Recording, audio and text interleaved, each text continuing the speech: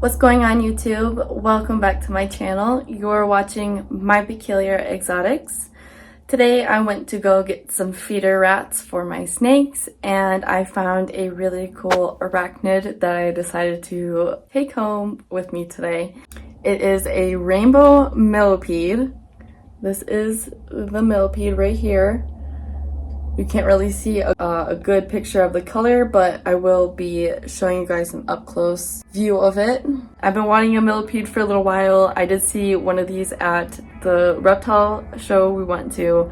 I just didn't grab one. I'm really happy they did have some extras, and I'm going to show you guys how I set up this millipede. There isn't like a bunch of good instructions on the internet for how to set up these guys. It's not like they sell particular millipede food or anything like that. And this is my first millipede, so please be easy on me. It's my first setup, so if you guys have any tips, please comment down below, and yeah, we'll get right into this video. Okay guys, this is the rainbow millipede that I just picked up from Tails and Scales, or Scales and Tails. It's a rainbow millipede. There they are. And we're gonna put up together an enclosure, and I'm going to show you guys how I do it step by step, just like the different things that I put in here, because these guys do require like a different setup than your normal spider per se. Check them out. Big old millipede, and no, these ones aren't venomous or poisonous either. They do excrete something when they're like as like a defense mechanism, but for the most part they're harmless. So let's get this guy in enclosure ready. So cool. So cool. Big old millipede. The supplies that I'm going to be using for the substrate is Repti soil, a mix of leaf litter, some aspen wood, and some sphagnum moss as well. I got some cork pieces. I also have some wood that I'm going to put in there. And then I have this big decaying pothos leaf that I'm going to put in there for him to eat. I'm going to put this one in there so eventually it will decay enough for him to eat. And then some carrots. And I'm also going to put some of this isopod food in there as well. It does have a bunch of stuff that my millipede can eat, and I did check that they can eat the same stuff as isopods.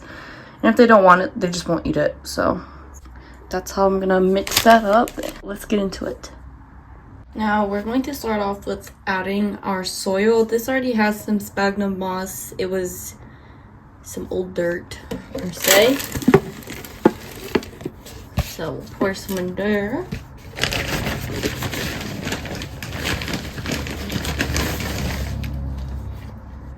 Now I know it needs to be pretty deep for the millipede, so we'll make sure fill it up.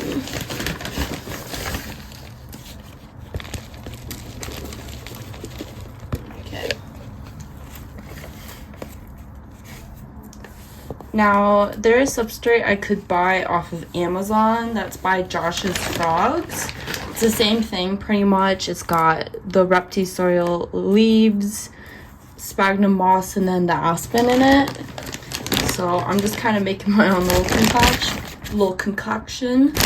Save some money. Not that I really need to, but if I got the supplies for it, I might as well do it myself.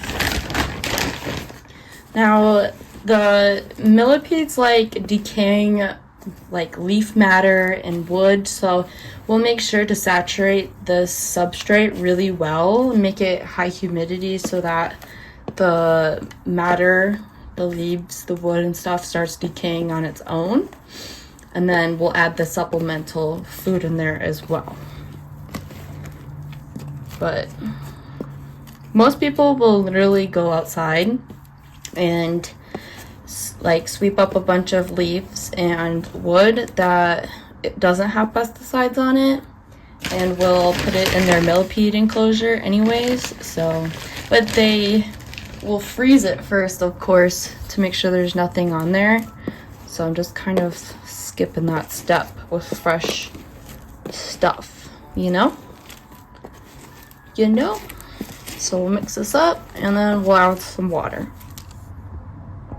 I also have these pieces of cork that I'm gonna put in here as well, and over time it'll decay and will be good food for the millipede. Adding some more fresh leaf litter. Oops. Now I'm going to add a bunch of water, like a bunch, because I want to really saturate this, all of this containments. So I just dumped like almost a full one of these in there. I'm gonna give it a good mix so I make sure all this soil is wet. This is the same thing you would do if you had like a moisture dependent species of tarantula and you live in a really arid environment. You can pre-mix the soil with water to make sure it's already got good humidity for that specimen. Just a little tip. So I will go ahead and mix this up and we will see if we need to add some more water. So far so good. I do think I'm gonna have to add another bottle full of water though. So here we go. I don't know why this is so satisfying. It's like making a pot of stew. Witch's brew. JK.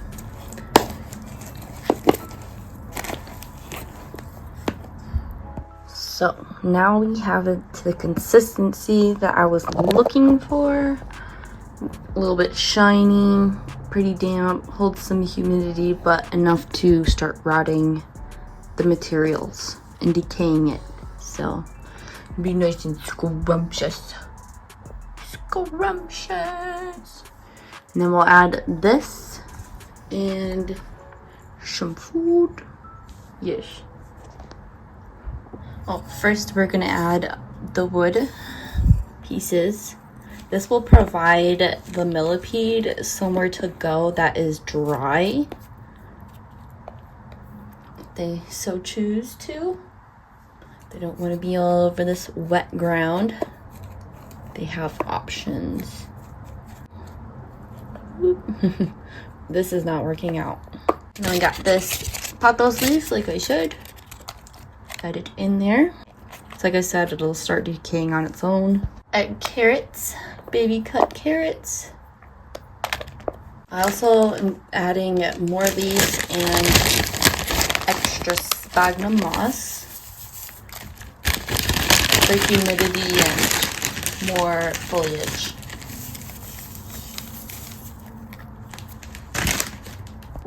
Now I'm going to add some of this isopod food. As you can see, it's got like orange peel in it. It's got calcium. It's just got all the good minerals that this millipede's gonna need.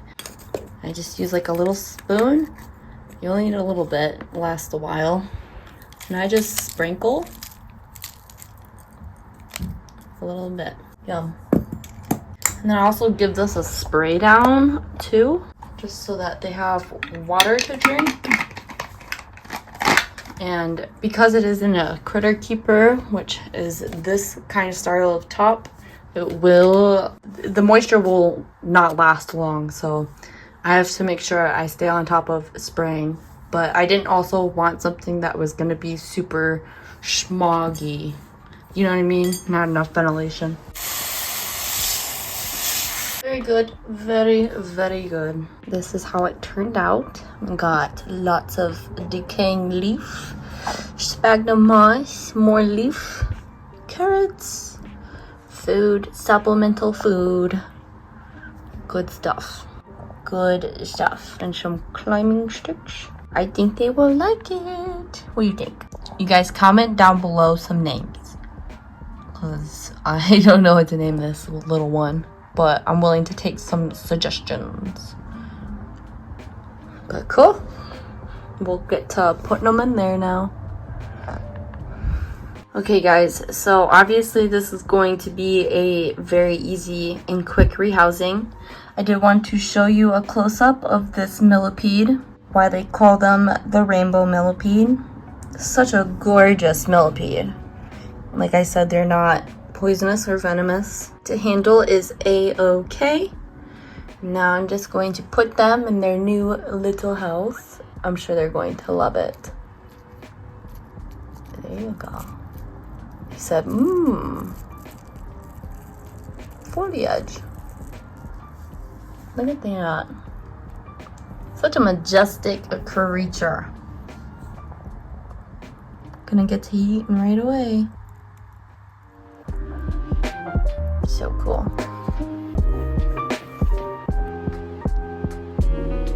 Heck yeah.